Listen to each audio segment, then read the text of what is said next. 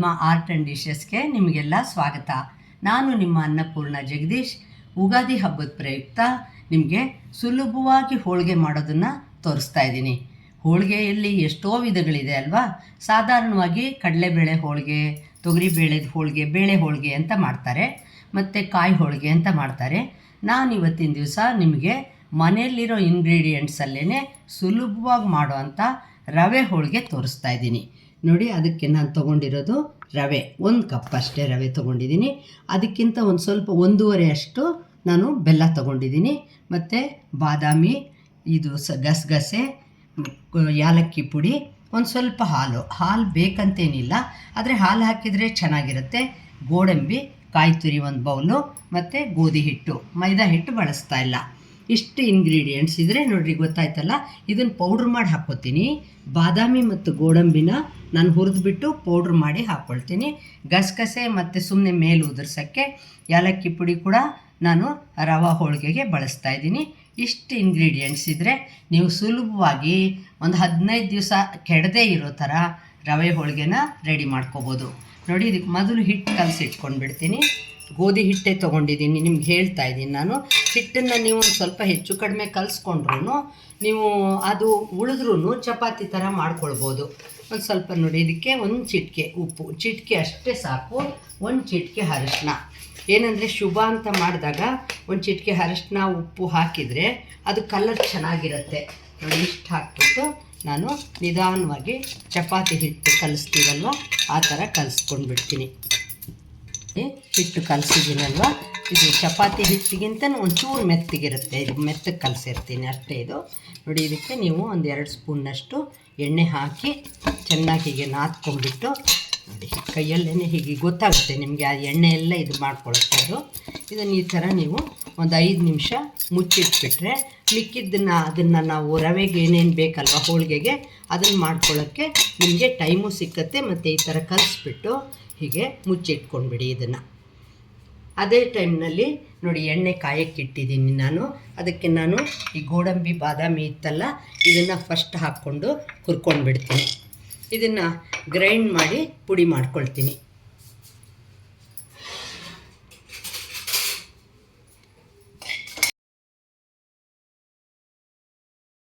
ಹಾಗೆ ನಾನು ಇದನ್ನು ಕರ್ಕೊಂಡಿದ್ದೀನಿ. ಇದನ್ನು ಡ್ರೈ ಫ್ರೂಟ್ಸ್ ಹಾಕೋದ್ರಿಂದ ಟೇಸ್ಟು ತುಂಬ ಚೆನ್ನಾಗಿರುತ್ತೆ.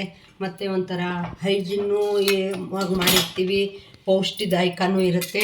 ನೋಡಿ, ಅದೇ ಬಾಣಲಿಗೆ ನಾನೇನು ಮಾಡ್ತಾಯಿದ್ದೀನಿ, 1 ಸ್ಪೂನ್ ತುಪ್ಪ ಹಾಕ್ಕೊಂಡು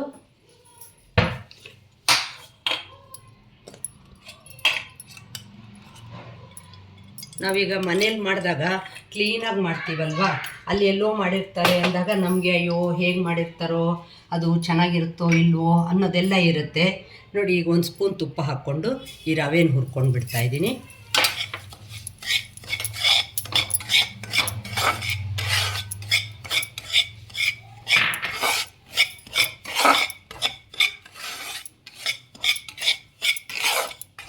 ಇದು ರವೆ ಹುರಿತಾ ಇರ್ತೀನಲ್ವ, ಇದು ಕೆಂಪು ಆಗ್ತಾ ಇರೋವಾಗಲೇ ಈ ಕಾಯಿ ತುರಿ ಇಟ್ಕೊಂಡಿದ್ನಲ್ಲ ಇದನ್ನು ಕೂಡ ಹಾಕ್ಕೊಂಡು ಬಿಡ್ತಾಯಿದ್ದೀನಿ ಇದಕ್ಕೆ.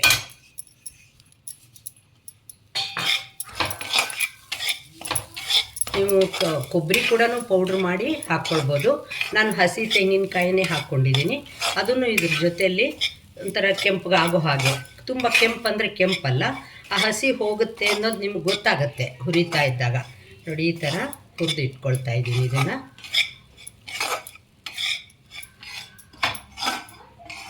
ಇದಾಗಿರೋದನ್ನು ಕೂಡ ಒಂದು ತಟ್ಟೆಗೆ ಹಾಕಿಟ್ಕೊಳ್ತಾ ಇದ್ದೀನಿ ನಾನು.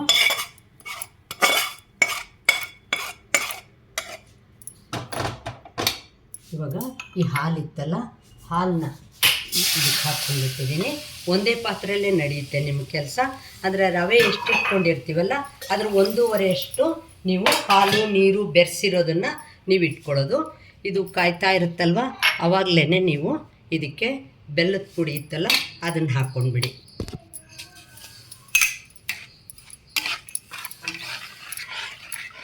ತುಂಬ ಸುಲಭವಾಗಿ ಆರಾಮಾಗಿ ನೀವು ಮಾಡಿದ್ದು ಇಟ್ಕೊಳ್ಬೋದು ಈ ಹೋಳಿಗೆನ. ಆವಾಗ ನಿಮಗೆ ಹಬ್ಬದ ದಿವಸ ತಿನ್ನೋಕ್ಕೆ ಅಥವಾ ಯಾರಿಗಾದ್ರೂ ಕೊಡೋಕ್ಕೆ ಎಲ್ಲ ತುಂಬ ಚೆನ್ನಾಗಿರುತ್ತೆ. ಮೊದಲೇ ರೆಡಿ ಮಾಡಿ ಇಟ್ಕೊಳ್ಬೋದು. ಇದೇನು ಕೆಡೋ ಥರ ಇಲ್ಲ, ಚೆನ್ನಾಗಿರುತ್ತೆ, ತಿನ್ನೋಕ್ಕೂ ತುಂಬ ಚೆನ್ನಾಗಿರುತ್ತೆ. ಮತ್ತು ರವೆ ಎಲ್ಲ ಹಾಕಿದ್ದೀವಲ್ವ ನಾವು, ಹಾಗಾಗಿ ಡ್ರೈ ಫ್ರೂಟ್ಸು ಎಲ್ಲ ಬಳಸಿದ್ದೀವಿ, ತುಂಬಾ ಚೆನ್ನಾಗಿರುತ್ತೆ. ನೋಡಿ, ಈ ಡ್ರೈ ಫ್ರೂಟ್ಸ್ನ ನಾನು ಪೌಡ್ರ್ ಮಾಡಿ ಇಟ್ಕೊಳ್ತೀನಿ.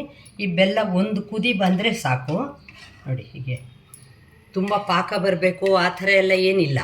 ಇದು ಒಂದು ಸ್ವಲ್ಪ ಕಾಯ್ತಾ ಇದೆ ಅನ್ನೋವಾಗ ನಾನು ಇದಕ್ಕೆ ಯಾಲಕ್ಕಿ ಪುಡಿ ಹಾಕ್ತಾಯಿದ್ದೀನಿ. ಅದರಿಂದ ಒಳ್ಳೆ ಗಮ್ಮಂತ ಇರುತ್ತೆ.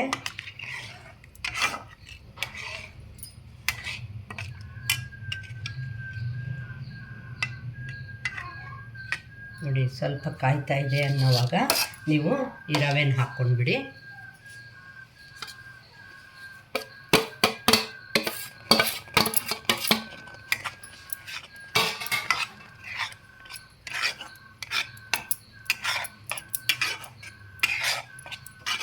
ಗಟ್ಟಿ ಆಗೋವರೆಗೂ ಹೀಗೆ ಕಲಿಸ್ತಾ ಇರಿ ನೀವು. ಬೆಲ್ಲದ ಬದಲು ನೀವು ಸಕ್ಕರೆನೂ ಹಾಕ್ಕೊಳ್ಬೋದು, ಆವಾಗ ಕಲರ್ ಚೆನ್ನಾಗಿರುತ್ತೆ. ಇದು ಇವಾಗ ಹಬ್ಬಕ್ಕೆ ಅಂತ ಮಾಡ್ತಾ ಇರೋದಲ್ವ ನಾನು. ಯುಗಾದಿ ಹಬ್ಬ ಅಂದರೆ ಹೊಸ ಬೆಲ್ಲ ಎಲ್ಲನೂ ಬಳಸಬೇಕು ಅಂತ ಇದೆ ಅಲ್ವಾ. ಮಾವಿನಕಾಯಿ ಚಿತ್ರಾನ್ನ ಮಾಡ್ತಾರೆ ಎಲ್ಲರೂ. ನಾಳೆದು ಮಾತ್ರ ಸಾಧಾರಣವಾಗಿ ಹೋಳಿಗೆ. ಯುಗಾದಿ ಹಬ್ಬ ಅಂದ್ರೇ ಹೋಳಿಗೆ ಅನ್ನೋ ಥರ ಆಗಿಬಿಟ್ಟಿದೆ. ಹೋಳಿಗೆ, ಮಾವಿನಕಾಯಿ ಚಿತ್ರಾನ್ನ. ಅದು ಯಾಕೆ ಗೊತ್ತಾ, ಈ ಯುಗಾದಿ ಹಬ್ಬದ ಟೈಮ್ನಲ್ಲಿ ಮಾವಿನ ಫಲ ತುಂಬ ಚೆನ್ನಾಗಿ ಬರುತ್ತೆ, ಮಾವಿನ ಹಣ್ಣು ತುಂಬ ಬಿಡ್ತಾ ಇರುತ್ತೆ. ಅದಕ್ಕೆ ಆ ಮಾವಿನ ಹಣ್ಣನ್ನು ಬಳಸಿಬಿಟ್ಟು, ಮಾವಿನಕಾಯಿನ ಬಳಸಿ ನಾವು ಚಿತ್ರಾನ್ನ ಮಾಡಿದರೆ ಹುಳಿಯಾಗೂ ಇರುತ್ತೆ, ತುಂಬ ಚೆನ್ನಾಗಿರುತ್ತೆ. ಈ ಬಿಸಿಲಿಗೆ ಅದು ಒಂಥರ ತಂಪು ಕೂಡ. ನೋಡಿ, ಇದು ಇವಾಗ ಹಿಂಗೆ ಗಟ್ಟಿ ಆಗ್ತಾಯಿದೆ ಅಲ್ವಾ. ಈಗ ನಾನು ಇನ್ನೊಂದು ಸ್ಪೂನ್ನಷ್ಟು ತುಪ್ಪ ಹಾಕ್ಬಿಡ್ತೀನಿ. ಅದಕ್ಕೆ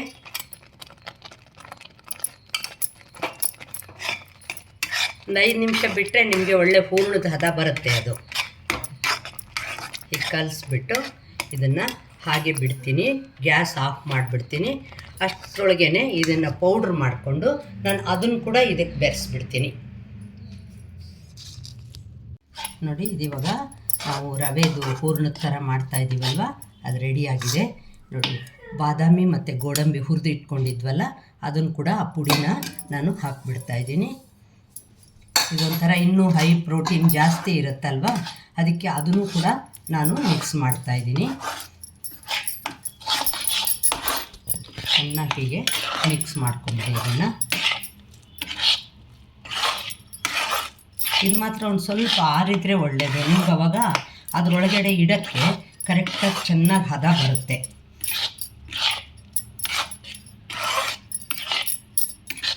ಇವಾಗ ಬಿಸಿ ಇದೆ, ಆರಕ್ಕೆ ಬಿಟ್ಬಿಟ್ಟು ಆಮೇಲೆ ನೋಡಿ ಹಿಟ್ಟು ರೆಡಿ ಮಾಡ್ಕೊಂಡಿದ್ದೀವಲ್ವ, ನಾವು ಯಾವ ಥರ ಬೇಕೋ ಆ ಥರ ಬಾಳೆ ಎಲೆ ಲಟ್ಟಿಸ್ಬೋದು, ಇಲ್ಲ ಹಾಗೇ ನಾವು ಲಟ್ಟಿಸ್ಬಿಟ್ಟು ಹಿಟ್ಟು ಹಚ್ಕೊಂಡು ಕೂಡ ಲಟ್ಟಿಸ್ಬೋದು.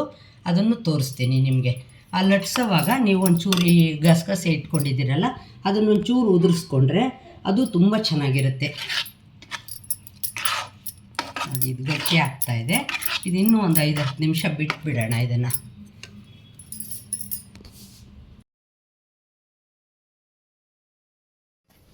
ನೋಡಿ, ಹಿಟ್ಟು ಹೀಗೆ ಕಲಸಿಟ್ಕೊಂಡು ಒಂದು ಸ್ವಲ್ಪ ಎಣ್ಣೆ ಹಾಕಿಟ್ಟಿದ್ದೆ ಅಲ್ವಾ, ಅದು ನೆಂದ ಮೇಲೆ ನೋಡಿ ಒಂದು ಅರ್ಧ ಗಂಟೆ ನೆಂದ ಮೇಲೆ ಹೀಗಾಗಿರುತ್ತೆ. ನೋಡಿ, ಹೂರಣನೂ ಮಾಡ್ಕೊಳ್ಳೋದು ತೋರಿಸ್ದೆ ನಿಮಗೆ, ರವೆಯಲ್ಲಿ ಮಾಡಿರೋದನ್ನು. ಇದಕ್ಕೆ ಡ್ರೈ ಫ್ರೂಟ್ಸ್ ಪೌಡ್ರ್ ಕೂಡ ಹಾಕ್ಕೊಂಬಿಟ್ಟಿದ್ದೀನಿ. ನೀವು ಇದು ತುಂಬ ಗಟ್ಟಿ ಆಗೋದು ಬೇಡ, ಅದಕ್ಕೆ ಈ ಥರ ಹದದಲ್ಲಿ ನಾನು ಮಾಡಿಟ್ಕೊಂಡಿದ್ದೀನಿ. ನೀವು ಸ್ವಲ್ಪ ಹಿಟ್ಟನ್ನು ಹೀಗೆ ತೊಗೊಂಡು ಅದನ್ನು ಹೀಗೆ ಇದು ಮಾಡಿಕೊಂಡು ಆ ಹಿಟ್ಟನ್ನೇ ಹೀಗೆ ಸ್ವಲ್ಪ ಎಲ್ಲ ಅಗಲ ಮಾಡ್ಕೊಳ್ಳಿ. ನೀವು ಬೇಕಾದರೆ ಒಣ ಹಿಟ್ಟು ಹಚ್ಚಿಬಿಟ್ಟು ಲಟ್ಟಿಸಿ ಮಾಡ್ಬೋದು. ನಾನು ಈ ಥರ ಮಾಡ್ತಾಯಿದ್ದೀನಿ, ಅಂದರೆ ಬಾಳೆ ಎಲೆಗೆ ಅದನ್ನು ಇದು ಮಾಡಿಬಿಟ್ಟು ನೋಡಿ ಹೀಗೆ ಹೂರಣ ಹೀಗೆ ಇಟ್ಕೊಳ್ಳಿ. ಸ್ಟಾರ್ಟಿಂಗ್ ಅಲ್ವಾ, ನೀವು ಸ್ವಲ್ಪ ಸಣ್ಣದಾಗೆ ಮಾಡಲಿ ಅಂತ ಆ ಥರನೇ ನಾನು ತೋರಿಸ್ತಾ ಇದ್ದೀನಿ. ನೋಡಿ, ಹೀಗೆ ಇದು ಮಾಡ್ಕೊಂಬಿಡಿ. ಇದನ್ನು ಹೀಗೆ ಬಾಳೆ ಎಲೆಗೆ ಒಂದು ಸ್ವಲ್ಪ ಎಣ್ಣೆ ಹಚ್ಚಿಟ್ಕೊಂಡಿದ್ದೀನಿ. ಇದ್ರ ಮೇಲೆ ನಾನು ಒಂದು ಸ್ವಲ್ಪ ಗಸಗಸೆ ಹಾಕ್ಕೊಂಡ್ಬಿಟ್ಟು ನಿಧಾನವಾಗಿ ಹೀಗೆ ನೋಡಿ ಅಗಲ ಮಾಡ್ಕೊಂಡು ಹೋಗ್ತಾಯಿದ್ದೀನಿ. ಏನು ಕಷ್ಟ ಆಗಲ್ಲ, ಆರಾಮಾಗಿ ನೀವು ಮಾಡ್ಕೋಬೋದು. ಸುಲಭ ವಿಧಾನದಲ್ಲಿ ನಿಮಗೆ ಹೋಳಿಗೆ ತೋರಿಸ್ತಾ ಇದ್ದೀನಿ. ಹೆಂಚನ್ನು ನಾನು ಇಟ್ಬಿಟ್ಟು ಕಾಯಕ್ಕೆ ಇಟ್ಬಿಟ್ಟಿದ್ದೀನಿ. ಎಲ್ಲೂ ಇದು ಎಲೆ ಕಾಣ್ದ ಹಾಗೆ ನಿಧಾನವಾಗಿ ನೀವು ಇದನ್ನ ತಟ್ಕೊಂಬಿಡಿ. ಹೀಗೆ ನೋಡಿ ಹೀಗೆ ಆಯ್ತಲ್ವಾ. ಎಲ್ಲಾದರೂ ಎಲೆ ಕಾಣಿಸ್ತಾ ಇದೆ ಅನಿಸಿದರೆ ಅಲ್ಲಿ ಹೀಗೆ ಸರಿ ಮಾಡ್ಕೊಂಡ್ಬಿಡಿ ನೀವು.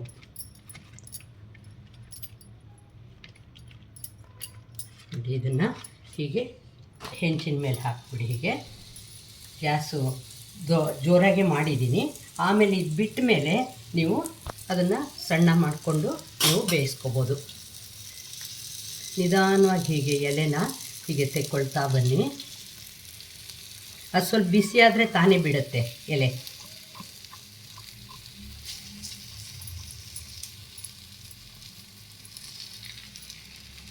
ಎಲ್ಲ ಕಡೆಯಿಂದನೂ ಇದು ಮಾಡಿ, ಅವಾಗ ಕಷ್ಟ ಆಗಲ್ಲ. ಒಂದು ಸತಿ ಎಲೆ ಹದ ಬಂದುಬಿಟ್ಟ ಮೇಲೆ ನಿಮಗೇನು ಕಷ್ಟ ಆಗಲ್ಲ ಅದು.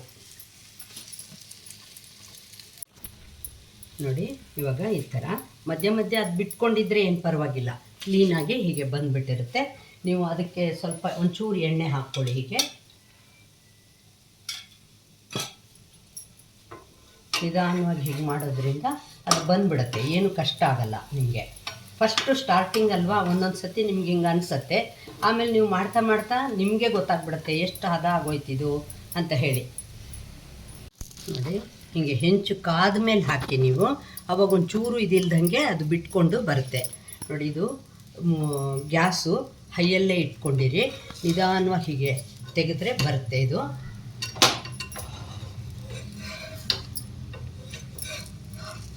ನೋಡಿ ಹೀಗೆ ಇದಕ್ಕೆ ಒಂಚೂರು ಎಣ್ಣೆ ಹಾಕ್ಕೊಳ್ತೀನಿ.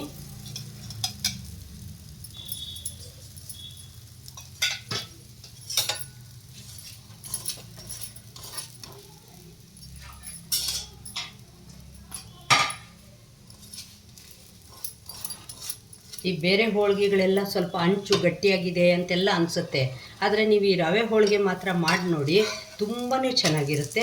ನೋಡಿ ಎರಡೂ ಕಡೆ ಹೀಗೆ ನಿಧಾನವಾಗಿ ಬೇಯಿಸ್ಬಿಟ್ಟು ನೀವು ಅದನ್ನು ಒಂದು ಮಡಕೆ ಮಡಿಸ್ಬಿಟ್ಟು ಹೀಗೆ ತೆಗೆದಿಡಿ. ಹೀಗೆ ನೋಡಿ ಹೋಳಿಗೆ ಮಾಡ್ತಾ ಮಾಡ್ತಾ ನೀವು ಇನ್ನೂ ತೆಳ್ಳಗೆ ಎಲ್ಲ ಬೇಕಾದರೆ ಮಾಡ್ಕೊಳ್ಬೋದು. ಮತ್ತು ಈ ರವೆ ಹೋಳಿಗೆದು ಇನ್ನೊಂದು ಏನು ಅಂದರೆ, ನೀವು ಸಣ್ಣ ಸಣ್ಣದಾಗಿ ಕೂಡ ಮಾಡಿದರೆ ಒಂಥರ ಸಜ್ಜಪ್ಪ ಅಂತಾರಲ್ಲ, ಆ ಥರನೂ ತುಂಬ ಚೆನ್ನಾಗಿರುತ್ತೆ. ನೋಡಿ ಇದು ಹೀಗೆ ಹಿಟ್ಟು ತೊಗೊಳ್ಳಿ. ಹೀಗೆ ಇದನ್ನು ಹಿಂಗೆ ಅಗಲ ಮಾಡ್ಕೊಳ್ಳಿ.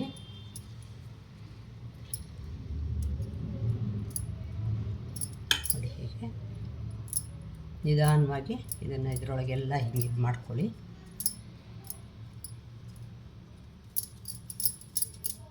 ನೋಡಿ ಹಿಂಗೆ ಇಡ್ತೀರಲ್ವ, ಇಟ್ಟಾಗ ಇದಕ್ಕೊಂಚೂರು ಹೀಗೆ ಗಸಗಸೆ ಹಾಕ್ಕೊಂಡು ನಿಧಾನವಾಗಿ ಹೀಗೆ ಇದು ಮಾಡ್ಕೊಳ್ತಾ ಹೋಗಿ.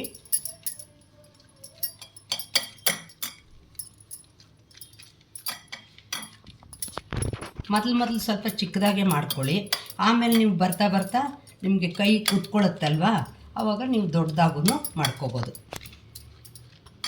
ಈಗೆಲ್ಲ ಹೋಳಿಗೆ ಅಂದರೆ ಬೇಡ ಅಂತಾರೆ, ಅದರಿಂದ ಸಣ್ಣ ಸಣ್ಣದಾಗಿ ಮಾಡಿದರೆ ಧಾರಾಳಕ್ಕೆ ಒಂದೊಂದು ಹಾಕಿಸ್ಕೊಂಡು ತಿಂತಾರೆ ಅಂತ ನಾನು ಈ ಥರ ಮಾಡ್ತಾಯಿದ್ದೀನಿ. ನೋಡಿ ಹೀಗೆ ಇದನ್ನು ಇದ್ರ ಮೇಲೆ ಹಾಕ್ತಾಯಿದ್ದೀನಿ.